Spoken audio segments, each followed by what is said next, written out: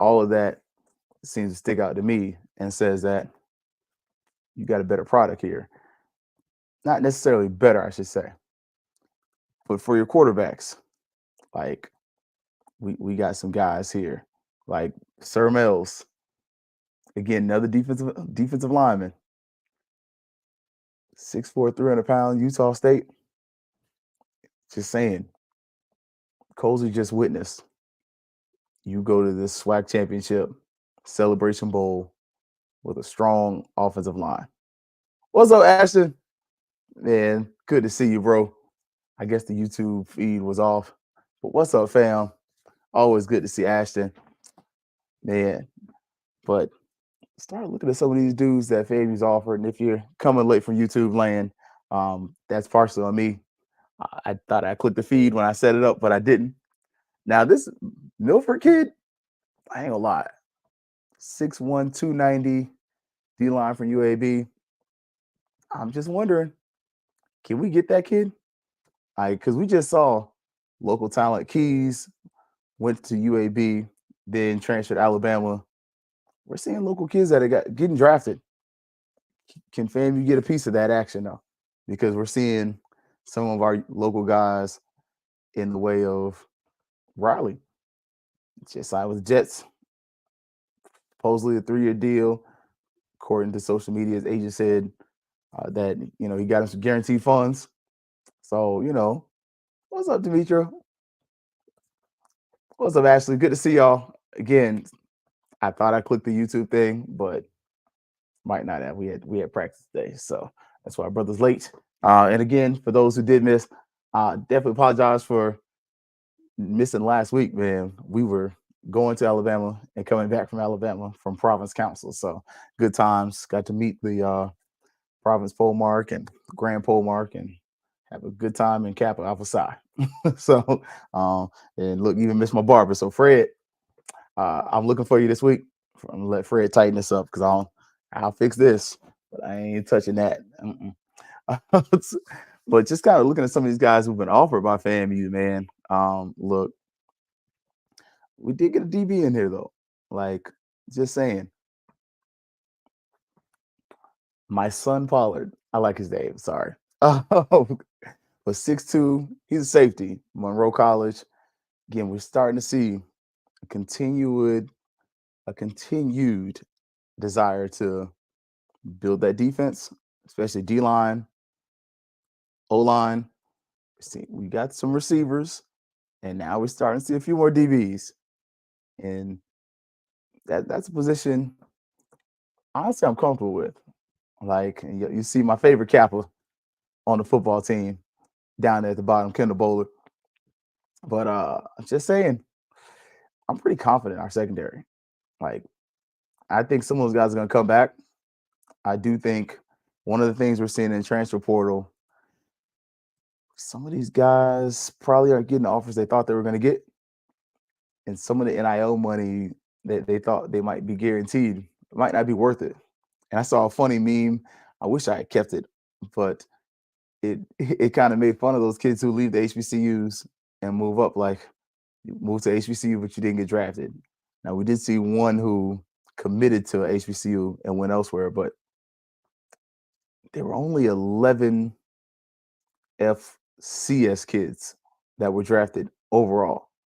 So was it a huge snub for HBCUs? I don't know about that. I don't know. I'll talk a little more about that in a minute. Now, this David Portu, Coastal Carolina, 6'3", 255, another defensive lineman. Like, not playing that. And then, look, Tyler Swan, another defensive lineman, 6'1", 280.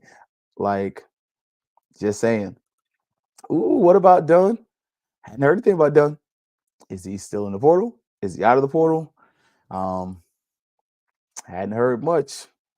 Hoping he decides to come back. But I understand if not. Like, and Hitman posted a question up there. But with Dunn, man,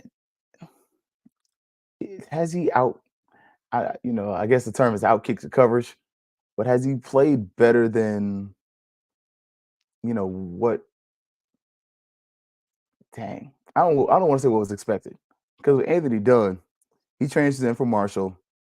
He comes to FAMU, kind of gets a little bit of get right, and he was leading the conference in sacks, I think, going into the end of the season. And he may have finished as a sack leader, and he didn't play the last couple games of the season. Like, and you didn't exactly miss him. Like, when I'm saying that, I mean statistically. I mean, the guys behind him were solid. You missed those stats, but you were still solid. Like, honestly, I only had one guy from FAMU that I would have drafted, and that would have been Major. Just being honest.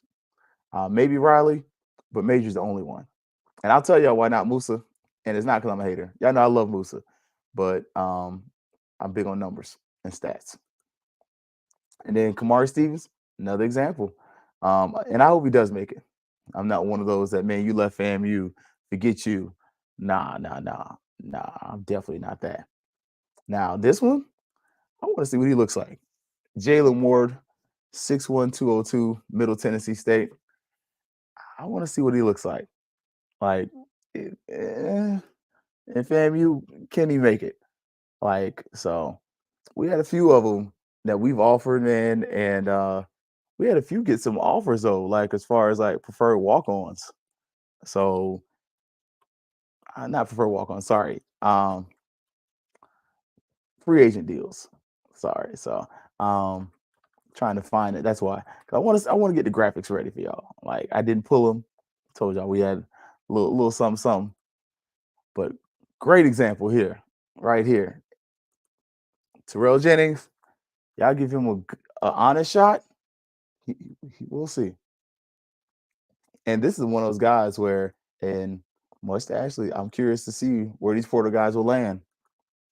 I loved one that Josh and the graphics team did this, but I love that Jennings got a shot. Jennings has been a great guy, just like talking about it and everything like that. And talking to him, he was a great interview person. Like, I know the talk and the joke is the receiver from Florida State, his post game or post draft thing with the jacket and him at Macy's and everything like that. And it's comical. You definitely can appreciate it if you're from the South and been to Louisiana. I think Ryan Clark put up there, like, that is the most Louisiana interested in NFL ever. And then you got the guy who went from the Panthers. I believe he's Geechee, but you can hear the accents in them. But man, Jennings was one of my favorite guys to talk to. Like, not just the fact he's articulate, but just good dude. Like, you could tell he was paying attention to the things around him. Like, it wasn't just, oh, I'm just here to play ball. No, I'm here to be a student. Like, and then Marcus Riley, y'all can see where he signed. I'm excited about Riley. If he can stay healthy, shoot, Riley's got a shot. Y'all see Major? Major got the invite. I didn't want to go into the Saints. I ain't gonna lie to you. I wanted to go honestly, I think if he went to the Bucks, man, and that's not because I'm a Buck fan with my Buck hat over there. I think he would have potentially got some burn, got some run. He might still get a chance with them. And then, speaking of the Bucks, Musa, which quietly he might actually get a shot. Kyle Trask is still Kyle Trask. Like, and Baker Mayfield's Baker Mayfield. I don't trust him at all. Now, I will say, out of all those, I would have drafted Major, probably Riley, as like a 7th-round pick. Only thing for Musa, he had some of his worst moments in NFL stadiums, except for Miami. I think the first time it was 1 or 2 picks. Last OVC was pretty decent, but then Atlanta, Celebration Bowl, that first half, then Tampa, yeah. Between those like 3 venues, he got 7 picks. So like 7 picks, 8 turnovers. But I still hope Musa makes it. Like, I don't want folks to be like, "Oh, you're a hater." No, I'm a Musa fan now. Don't get me wrong now. I told y'all that was my quarterback before y'all even started. It's like I was like him or McKay. I was like, McKay's my guy, but Moose was the better quarterback. I'm just saying. And then look, Ashley asked that great point though. Where are these portal players going to land? But then also, how does the draft affect your outlook on this? Because we're seeing where HBCUs really aren't. You're not getting the same amount of players in the NFL, but some of that is due to numbers. Like we can argue and bang on the table that we're not getting the respect we're due. I can contend with that. But on the other side of that coin, how many more schools are in the FBS now compared to 30 years ago? UCF wasn't. I mean, USF wasn't, or if they were barely there. FAU and FIU weren't. We're just talking the state of Florida. University of West Florida didn't exist, and they're Division II now. Good program. Like Georgia State didn't have a program. Coastal Carolina. So you start going down the list. Appalachian State. All these schools were not in the FBS, and you're starting to say, well, why aren't the HBCUs getting a shot? Part of it is the dilution of talent. Like there's only so many teams. They didn't add 20 more NFL teams. In that 30-year period, they added what, 4 teams? Maybe 3. I mean, the Jaguars are 30. That means the Panthers are 30. I'm just saying. What we got? You got the Houston Texans after that. So you're talking about 4 to 6 teams being added to the NFL. But you're talking about the FBS, the highest level of college football, adding probably 20 to 30 teams. So some of that isn't just a flat out snub of HBCUs. Some of it is just numbers. Like you got more teams that are playing at the highest level, and HBCUs ain't been playing at the highest level for a while. So I'm just saying, and I love what Ashley's pointing out. These kids shouldn't enter the portal unless they really know they're gonna get an opportunity. Don't want to get stuck in there. Facts. Like, and I agree with that. Like I do understand, and I get the idea of betting on yourself because no risk it, no biscuit, right? Isn't that what we tell the kids?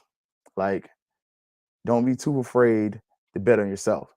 But on the flip side of that, you're going to a saturated market. Like, it's not just like only FCS players are entering the portal. No, you see FBS portals and Division II athletes hit the portal all the time. I mean, we had offensive line coach Sapp from Dr. Phillips here. Great coach. He's got a son to hit the portal. you know, kid's pretty good offensive lineman too. So who's to say where these kids aren't potentially getting lost in the shuffle? Like Ashton made a great point. And look, I love what he's saying about Musa versus Kyle Trask. Could be interesting because honestly, I can't tell you who's better. Like, and look, FAMU has 7 players in NFL opportunities currently on 3 active rosters. Hope that carries weight for us. I do as well, and I think that goes to that next phase. I kind of mentioned the nutrition stuff. We got to make that happen. Like that's got to be something where, and I'm speaking for FAMU. I can't speak for all HBCUs, but we have to continue to make sure that we get these kids here, student athletes, and we build them. Like they got to be built up. They got to come here. And one of the best selling programs for a program like FAMU is we get you to the league. And yeah, we can sell that you're going to get out the mud, you're going to earn it. And if you do what you're supposed to do, you're going to get where you're supposed to be. You're going to get everything you deserve. That's a great thing to sell. But we also got to support it. Like it's got to be something where from the top down, AD to the affinity groups, where we're consistently supporting that idea and that mindset. Because you're already seeing, look at the transfer portal. It's like it's smoke up your butt if Colsey's lying to you. But Colsey's saying these kids want to come to FAMU. You just saw how many kids were offered And I left meat on the bone. Like, I left a good 15, 20 kids off because I just didn't have time to get to them. Like, FAMU's got a little motion. Isn't that what the kids say? Like flies, I got motion, right? Like, but real talk, you got motion. Like these kids want to play for FAMU. They hear about I don't even say the mystique, but they hear about everything else. First game of the season, you're gonna be in Atlanta. Now, are you at the Falcon Stadium? No, you might want to get a suite. It's gonna be 100 degrees. Yeah, it's Atlanta.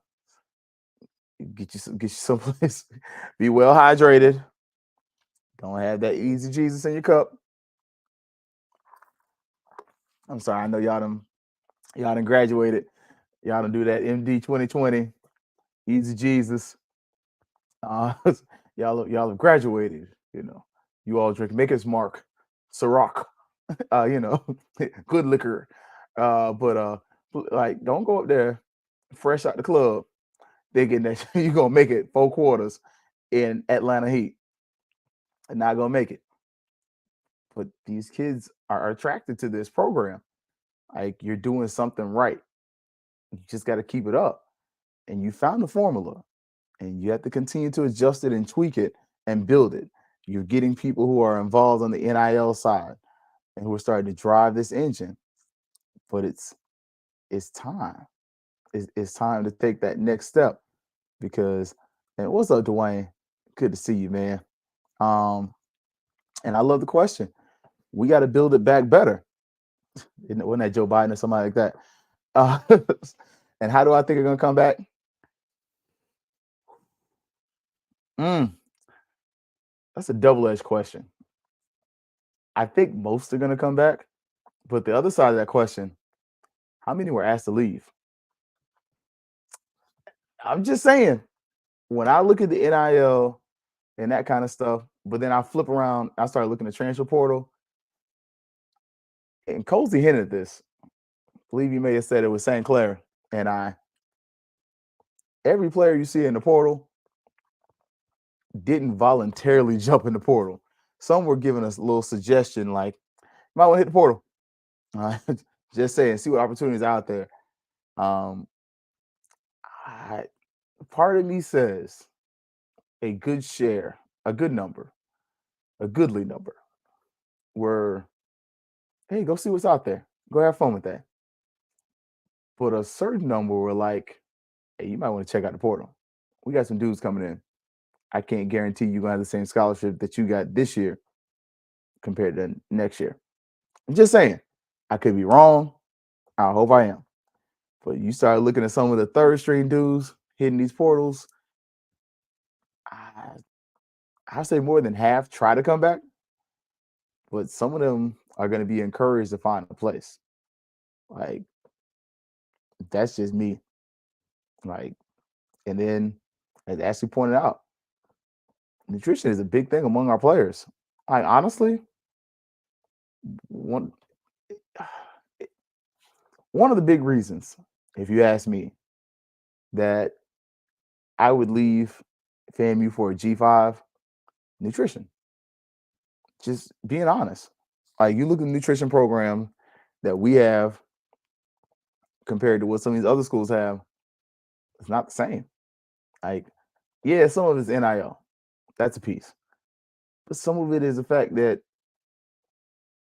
the calf is closed when they get out of practice sometimes for some of the athletes.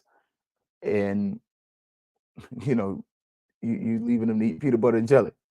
Where you go across the street. I mean, I wasn't mad when Hill was like, yeah, FAMU, that's cool, but I'm going to Arkansas. I wasn't mad at him because guess what? I've eaten in the Moore Center. I've been to that buffet. And you go to Florida State and they're like, oh, this is where the players eat. You like, you serious? I just spent like 15, $20 on this. And the food is good. Like, and the players just come in there, swipe a card, and hit their grub on and go to the next place. And you're like, dang, must be nice. So you're used to that. And you come to this. Yeah, let me get back to that. Something close to it. And that's just the actuality of this. All this isn't strictly NIL. Some of it is the other aspects that go into supporting an athlete. Again, as I pointed out, look at Isaiah Land during the season, his last year at FAMU. Look at him now. Better yet, look at him going into the Senior Bowl. He looked different. Like he was lean, kind of small at FAM. Not small like that, but he was lean. And you look at him now, man, that Joker is built. Like, look at him going to the freaking Reese's Senior Bowl. Dude was like, yeah, the nutrition program was different. That was in like a few months. Imagine a few years of that.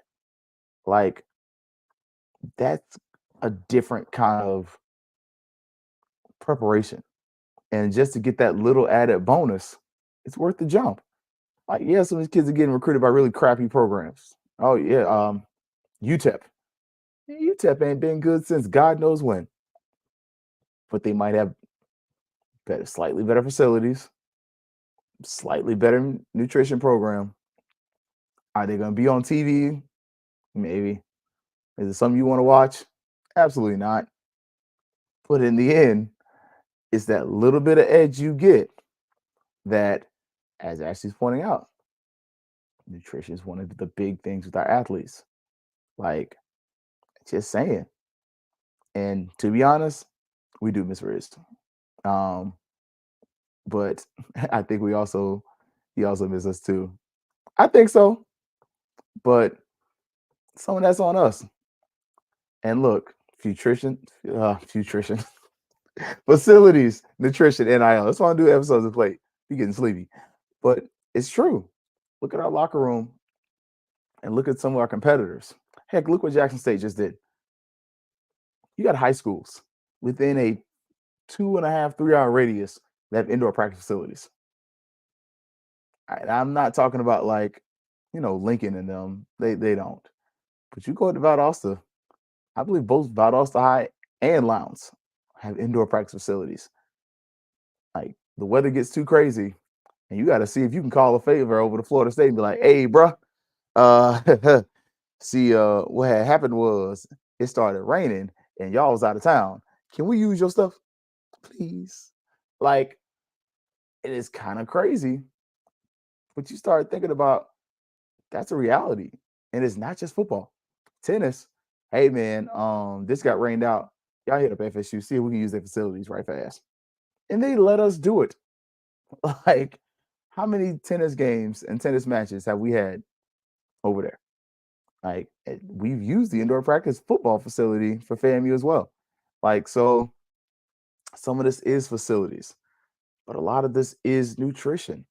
It is also NIL too, though. Like, oh man, look, Ashton, I ain't gonna lie to you, they look good in person too. So, for those who missed it, just so this is my line name or line group. My line name's on there too. Um, Tech is the short way to say it. But we had Province Council in Montgomery, Alabama last week. That's why I didn't do the show last week. I drove back with my frat brothers. And while we were there, we rode past Alabama State. The stadium's impressive. All the facilities, granted, school's in the hood. It's just like you on one side, you like, yeah, no, we're not stopping. It's like at all. But their facilities are impressive. The football stadium right next to Interstate's gorgeous. But even when you're on that side of campus, gorgeous. Softball field, baseball field. Look, you're not the only one, Ashton. Like I look at that, and then I look at more Kittles, and I'm like, man, not close. You know, so some of it is facilities, but a lot more of it is the other piece of nutrition. Am I being prepared for the NFL? That's a real question. Like, because if that's my dream and that's my goal, in what aspect, what way, shape, or form is FAMU preparing me to be drafted? And that's the honest question. And it's not just FAMU, it's all HBCUs. What are y'all doing? What are we doing to get these kids ready. Because Ashley pointed out, Valley doing facilities upgrades, and quietly their batting cages might be looking better than ours. Like, just saying. Like, we point to the NIL thing because it's the low hanging fruit. It's low hanging fruit. It's the new thing. It's been introduced to a lot of us. We've never heard it before. So it's a great talking point. So we sound informed. But facilities is a piece of it. But the biggest piece is probably nutrition. Like, you start thinking about when these kids come out of high school, some of them have better gyms than we have now. But even still, they may not have the gyms, but they may have the facilities on one end, but the nutrition is different. Right? Look, mama feeding you. Now you come to fam. Are we feeding you? Are we catering the meals to your body type to get you to where you need to be? Because I'm just saying, like, that's what they do. When you go to these larger schools, it's not just a nutrition program where, hey, when you're hungry, you can go to the fridge, you can go to this and get food. No, no, no. I'm 5'8", probably floating around 215 after being whatever we're doing, right? I probably need to get back down to about 185. I would have a nutrition program set up so that it would get me to the weight that I need to be in. We already have the GPS tracking systems. FAMU's ahead on that, where we track the players on the field and stuff like that. But it's that other piece of this kid's allergic to peanuts. We got to find him a protein he can eat. This kid's allergic to shellfish. We got to get them this. It's those small things that we don't really pay attention to because we're so caught up in the catchphrases, the hey, I want to be the first person to tell you about NIL, that we're not talking about the nutrition programs are really where this game is won. My favorite show when I was in college was there we go. In college, it was a Jeff Cameron show. A lot of my inspiration for this is the Noel Cass and Jeff Cameron show. I would sit in Coleman Library and listen to Jeff Cameron show. And if you know what the show is about, you're laughing because you're like, so you were going to FAM, you listened to an FSU show? Yeah, we didn't have one. Not for FAM. But one of the things he would always joke about is the Bama table. Like, these kids are sitting at the Bama table. And once you kind of listen a few times, you got to understand that he was saying the way that they are feeding those kids and preparing them, whether it's food supplements, food itself, drink, everything was to get those kids in physical shape so that they could be in the pros and so that they could withstand spring practice, summer training, fall football season. It was all year round. Their meals and their nutrition plans were set up for the kids to succeed. And the question is, for HBCUs, that's going to be the next phase. Yes, NIL is it. Like, and we have people who are working on NIL. But the next phase that we have to master, and we've worked on a little bit. Shout out to the boosters. Sorry, my booster thing's not up there. The shirt over here is a booster shirt. They've been making that sacrifice. But we have to get on board as a program to consistently provide the nutrition plans for these students. And it goes even further when you consider FAMU has an allied science program. We put out great medical trainers. How can we get that kind of married to this? Because FSU's got that program where they do the meal side of this and the dietitians and all that kind of stuff. How do we get this back at FAM though? How do we get our players ready? Because as Ashley says, we need to have a nutrition plan or nutrition plans based on body type to get the players where they need to be for the next level. Exactly. Like, you, and it's not something that's foreign to you as an adult. Look, you get up in the morning, You have your coffee. That's what you need. Do you have your drink, whatever you have to get you ready for work in the morning or school in the morning? You do that. This is no different with these student athletes. We have to get them not just, physically prepared, but we have to get that body prepared. Like they have to be able to do the active recovery. They have to be able to do recovery when they're not active, when they're running around and just hanging out being students. The food that they consume needs to support that. And that's one of the things I think we're missing. And I think that's part of why our players aren't getting drafted. Yeah, it's due to numbers. There are more colleges and universities that are playing football than there have been in, especially at the highest level. That's a factor. But it's also nutrition. Like you starting to look and see what's some of the difference between what Riley looks like compared to what some of these other guys look like. Riley looks like he's lives in the weight room. And you look at Major, man, you get Major like a few months in a very focused nutrition program, his body type probably changes. Like he probably gets more noticeable muscle. Like he's a strong dude. Don't get me wrong. I'm not saying he's not strong, but I'm saying the definition. I don't know if we gave him that as a program. Like, and states controlling the money that comes into FAMU. I do. It is not fair to make us make up for money they should give us. That is also part of the real problem. And what's up, little baby? But at the same point, when you go to those schools, those boosters and alumni do fill that void. Like, is it fair? No, not at all. But in reality, that's what is going on. The way the game is played is they do what they can. And they run these athletic programs with as if at a deficit. I mean, honestly, like because the second you start showing that you're making like actual revenue, they start messing with your budget. But at the same point, all our HBCUs have to get in the habit of even if you're not going to have the best facilities, you gotta have solid nutrition programs because I can work out at a trash gym. Done it before. I worked out at gyms when you're like, man, it ain't the best. I was in better shape than I am now. It's like some of it's due to time and other things. But I was probably at my going into my peak, like physically, when I didn't have the best gym. Like the Smith machine, we had some dumbbells, and we had some treadmills. All we had at TCC.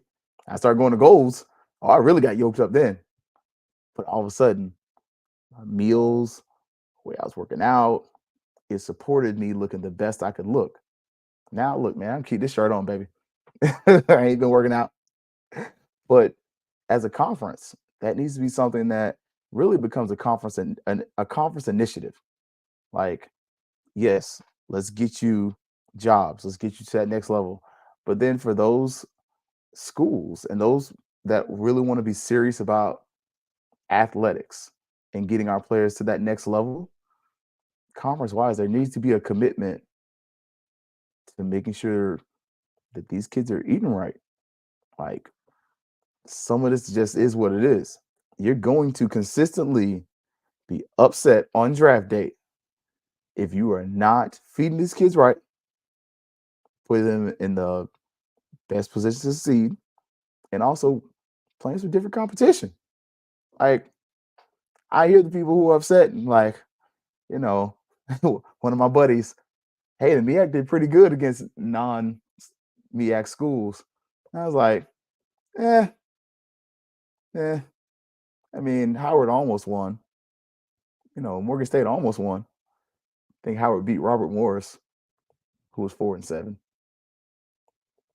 But SWAC teams have really done like great things outside of the conference, considering two of your best SWAC teams who have won the conference have struggled with Division II teams at times. Yeah, I'm pointing the finger right back at me. I'm also pointing the finger at Jackson. Remember they almost lost to Delta State when Dion was there? Woo-hoo. I ain't gonna lie.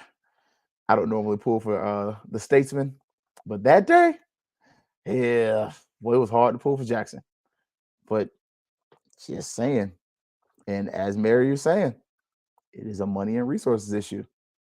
It definitely is. And some of it is, can you get those, can you get some of those companies to donate? And we're gonna shut it down in 10 minutes. So my wife gonna give me the stank face in a minute, like, sir. But these other schools have relationships with companies like Muscle Milk. You realize when we get Muscle Milk at FAMU, the boosters buy it. Like literally, the boosters. I have the picture. I don't know if I got it here, but I mean, I do their social media. We need some more content, y'all. But literally, the boosters donated cases of Muscle Milk and just left in the locker room like, "Hey, coach, here you go. We got your back. You said you need more. We're providing more. Let's go." Like that's a real thing though. Whereas Muscle Milk, you notice they sponsor the University of Alabama. I don't know how much they paid for the Muscle Milk, but I kind of doubt they paid for it. I believe they also sponsor Florida State University. Not sure how much they paid for it, but just saying, if you sponsoring me, you're probably not charging me. So it's just that other piece of it. It's that piece where we're talking about those corporate sponsorships and those things like that. We got to get those things in there. And we've got a beautiful gym for the students. Can we get some Muscle Milk advertisements around there? Have the students be able to buy Muscle Milk and those kind of things? Like at a certain point, we got to get to where we have these companies pouring back into FAMU. Like you got a Chick-fil-A on campus, you got Wingstop on campus. Cool. Can we get, Chick-fil-A selling sandwiches at the game? Just saying. You ain't got to sell the fries because, yeah, y'all know. Chick-fil-A fries, about 3 minutes after they come out the grease, they ain't good for nothing but the birds. But, and look, Dawson always talked about this in Twitter space. So we know what's needed. He mentioned this when he was talking about the inability for HBCU athletes to get a shake after every workout. Yep. Facts. We're telling kids eat a banana and some peanut butter. That's the same stuff they told you in high school. Oh, drink some pickle juice. They do that in high school. It's a college. It's a university. Like we can't get you some type of things. Like and look, Ed Reed is it's weird. Dion always says he's a great coach, but he didn't even offer him a position. Makes you wonder why. I don't think Dion's a great coach. It's just, I'm a butt for saying it, but I never thought he was a great coach. I think he is a great general manager. He is a great CEO. If you want to call him a CEO coach, yeah, Dion is good at that. He is amalgamated talent. He is brought in, and he's really exploiting the market. And I'm gonna tell you how. So Dion is exploiting the market in a way that a lot of people aren't thinking about. And the way he's exploiting the market is he's giving people opportunities because he's giving them the same kind of opportunity he got at Jackson State. How? I go into that. This is completely off the cuff, not playing for the show. Warren Sapp, I believe he just got his college degree and is not from the University of Miami. Comes in, he's an analyst. But quietly, we know the truth. He's going to be a defensive line coach. Prior to this, remember Dion, HBCU grad, he did not graduate from Florida State University, and he'll tell you that. He got an opportunity. You start seeing, like, yeah, he's hired some big name coaches, but he's also brought in people who have kind of been looked over that either have the professional experience or have done it at a lower level. Riz is a great example. He comes to FAMU, and our recruiting stuff's high.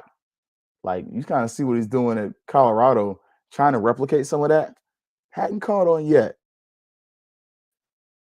but give them a chance, and it's going to catch on. Like, you're consistently seeing where these guys who are maybe pros, who wouldn't get a shot somewhere else because they have no coaching experience, but they're NFL Hall of Famers, or they're coordinators in the NFL that are trying to bounce back. Much of what you saw with Nick Saban, like getting an opportunity with him, they come with him. You're good. You don't have to say nothing. Just be good at the job. You get a job. We saw Willie Taggart do this. Taggart leaves, works with Dion for like a month or two. He's in the league, coaching again. Like, it's a good model because I can get some of these guys at a cheap rate, at a discount, but then I'm also getting people that are credible. You wouldn't want to have an NFL Hall of Famer who's won Super Bowls coach you. Your head coach has won two Super Bowls. Your defensive lineman coach has won Super Bowls. Like, you start kind of looking around. And again, I'm gonna tell y'all, X's and O's, I got nothing. I'm not a Dion fan, X's and O's wise, but he's learned it. Be the CEO. He did the same thing with Jackson. He hired dudes, gave them opportunities who probably wouldn't come to Jackson State regularly, but because it was Dion, they came there, work with him, move up. Work with him, you come with him. Like, it's not a dumb method. It's smart. Exploit the market. Like, I can hire people that are probably overqualified and underpaid and bring them here and give them a shot. And if you wash out, I paid you. I didn't pay you as an offensive coordinator. I didn't pay you as defensive coordinator. I didn't pay you as a position coach. I'm paying you as an analyst, which is like 30, 40,000. So they're getting experience. I get to say that I have NFL talent on my roster and sometimes Hall of Fame talent. And as long as we're not in game, they can coach these kids up. Like, just saying. And I ain't gonna lie, I would bring Ed Reed on him on my staff if I was Dion. That's too many. It's too many alpha males in one place. Too many very opinionated, strong-willed men in one place. And after seeing what happened to Cookman, I wouldn't do it. Now, I think Ed Reed would do well someplace, but it had to be the right place.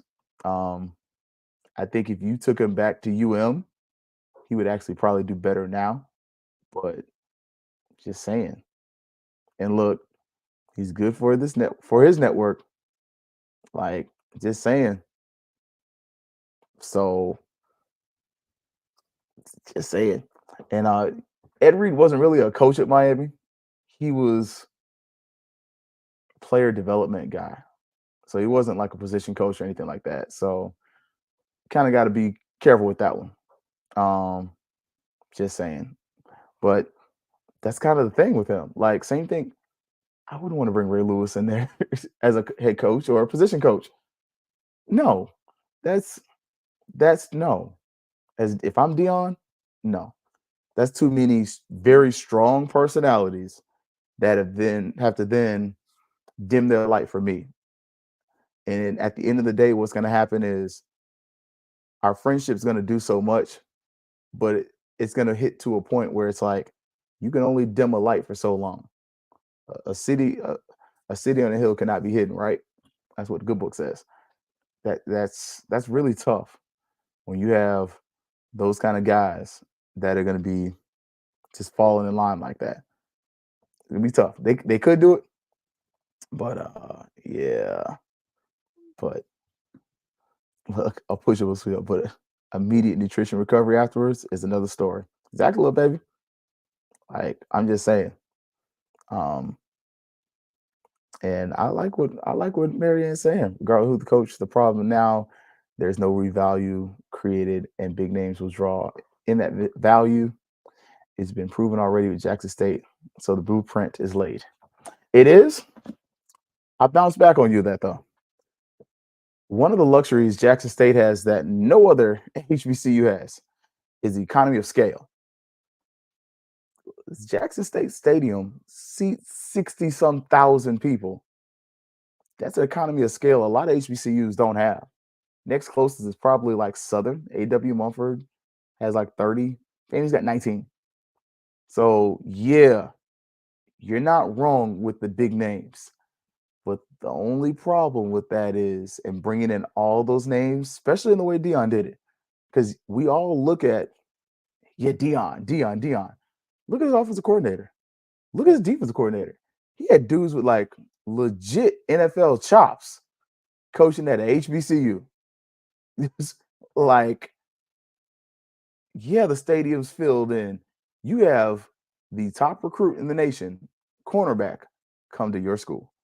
You have a 3-star quarterback who happens to be your son, highly touted, highly recruited, come to your school. You bring your son in for transfer portal. You start looking at the way he built that system for those years at Jackson State. Man, that's a blueprint that's tough to replicate. And you still look at how they're still doing facilities upgrades after he's left. Some of that, you can't ask Cookman to do that. Like, they're playing a high school stadium they don't own. How much can Cookman really do of what Jackson State did? Can they replicate that? Valley's redoing their stadium. Their stadium seats 10. How many HBCUs can legitimately replicate that model? Not many. But what you can do, you can galvanize your alumni base, get them as rapid as you can, but then also do your best to lean into these corporate sponsors. And as a conference, if you're smart, you start leaning into some of these nutrition sponsorships. And the way you do this is you talk about some of the health problems that ail the Black community, diabetes, high blood pressure, and these different things. And then start looking at how these companies can help your people who the majority of HBCUs are serving and say, hey, let's create a partnership that benefits these communities nutrition wise, but then allow these student athletes to get the nutrition food and stuff like that. Like, I think that's one of the big sales. And that's the idea. Look, Eddie George couldn't do it. So the big names don't always work. Yeah, Eddie George ain't got the sauce like Prime though. And he's in a big stadium. Like huge stadium. But some of that's on Tennessee State. Like, let's keep it a buck. Y'all know them people don't want to go to watch Middle Tennessee State. They come to the SWAC, it's big. But yeah, you're not wrong with that, Marvin. You are not wrong at all. Like, mm, just saying. Look, at EA, you can't ask that kid to stay at HBCU for grad school, law percent, being drafted. I'm just saying, okay. And woof, Marianne, say it for the people in the back. Colorado does not have the HBCU culture, but they will have several players get drafted next season. It was crazy that F. Reed was coach instead of TC Taylor. Mm. And I like what Marvin said, though. Only one prime. I agree with that. I think if you're gonna ask me if I were gonna bring Ed Reed into a school, Southern, I think that is a fit. Rabid fan base, knowledgeable fan base. And when they're winning and A.W. Mumford is pumping, man, he gets the Louisiana culture. Like, I think him at Southern would have been a match made in HBCU heaven. It would have been very entertaining. Because I just don't know how some of that would have worked. But I think a guy like Ed Reed would have excelled at Southern. That to me is one of the few HBCUs I put in there. Otherwise, I send him back to Miami as like a position coach. Let him be secondary DB coach. Cut his teeth for a while. Kind of like what Florida State's done with their secondaries coach. How they got that brother in there from a high school, NFL caliber, got some kids in the league. I think he came from American Heritage. And now all of a sudden, you see how FSU's DBs are just popping off. like kid after kid after kid, that it's really good. Um, I think that's what I would do if I were Miami and if I were Ed Reed. That's what I'd look for. I wouldn't look for many HBCUs because we don't have all our stuff together, not the way we used to. And you're coming from your last school you really worked at. We ain't gonna talk about Cookman. Is a Ivy League level PWI that's private that costs about $75,000 per year to attend. That has about the student body size of FAMU, but the campus is nowhere near that size, and it's gorgeous. If you've never been to UM, it's a gorgeous campus.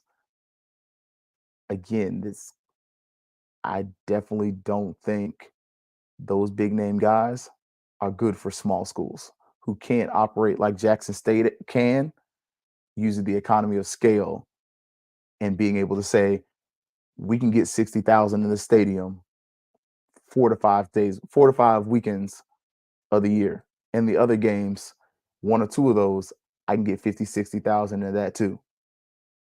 That's tough. Like, just saying. And look, I did see how late Johnny Wilson went. I did. Y'all know I'm a fan of both 6th, 7th round. Yeah. And you saw some of those guys went undrafted. So it's gonna be interesting to see y'all. Whew. Let's see. Oh, I'm not sure. I don't expect Hunt to, but he may be 1 or 2. I don't know about Jonah Hunt. I hope he stays, but I wouldn't be surprised. This is my dark horse. I said this when this happened. Murray State is a dark horse. You know who the defensive coordinator is up there, right? Just saying. I'm just put that out there. I wouldn't be surprised if they find that Cozy ain't their cup of tea. Might see them and Murray. I'm just gonna say it like that. All right, y'all. It is getting late. I know we don't do a show this late, but I wanted to make sure I went on because I know y'all thought a brother quit. I didn't quit. Went to Providence Council with my frat brothers.